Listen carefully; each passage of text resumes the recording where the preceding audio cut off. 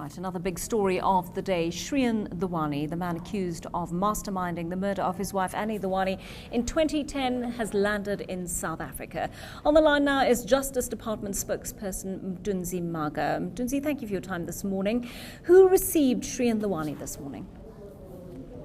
Good morning, Joanne, and good morning to eNCA viewers. He was received by members of the South African police, and he was accompanied by a medical doctor, a nurse, and members of Interpol. And he touched down shortly after 9 o'clock, and he was allowed into a private room to change so that he can make his way to court. He has now just been escorted into the Western Cape High Court building, where he is being processed by law enforcement and be formally charged with conspiracy to murder and defeating the ends of justice. After that, he is expected to emerge from those holding cells into the courtroom 4, where he will be making his first appearance in a South African court of law. Mthunzi, I understand the Justice Department chartered this flight to bring Dewani to the country, which can't have been a cheap exercise. Why did you elect to do it that way? Rowena, you will recall that the protracted legal process of extraditing him started as early as January 2011. Now, in the main, are the issues that relate to his medical condition, which is what delayed the extradition. And there is an issue of ensuring that he lands in South Africa or his return is a smooth one from a security point of view. So we opted for a chartered plane to ensure that his movement from London to South Africa is such that his security and the security of the team that will be accompanying him, he is not compromised. And also medically, he had displayed suicidal tendencies during the extradition trial.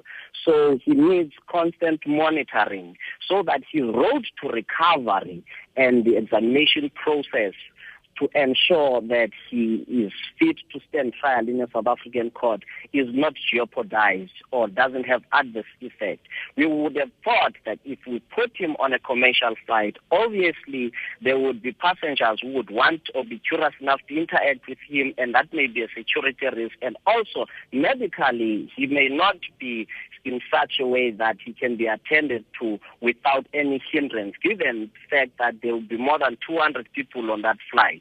So we did not want to take chances. We wanted to make sure that our primary objective of ensuring that he returns to this country after 3 years of a protracted and taxing journey with tireless efforts from everyone are not compromised by that. We did not arrive at this decision easily.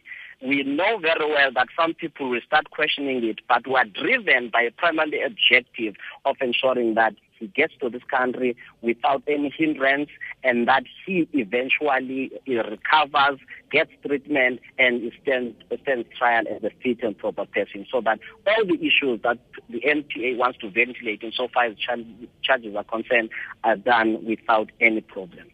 In what sort of condition, physical and mental, does he appear to be?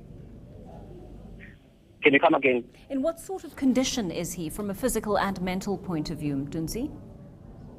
It is on record from our courts in Britain that he is suffering from high depression and post-traumatic stress disorder, which also has a tendency of displaying suicidal tendencies, which is why these measures were put in place to ensure that we get him here safe without any problems. I have not been able to check with his doctors how the trip was to South Africa, but so far we are not noticing any problems that we should be concerned about. Aside from this chartered plane that you paid for, I understand a special private room has been kitted out for his use at the Valkenburg Psychiatric Hospital. How much has this extradition cost the country so far?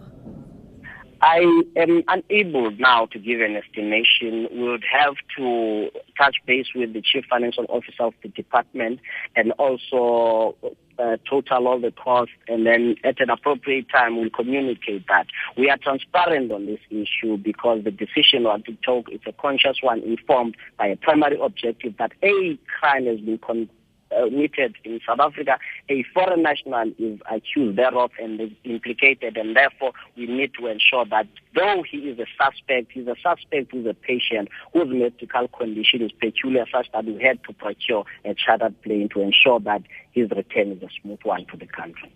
Mthunzi Mhaga, thanks very much for talking to us this morning. You deserve to know more. eNCA.com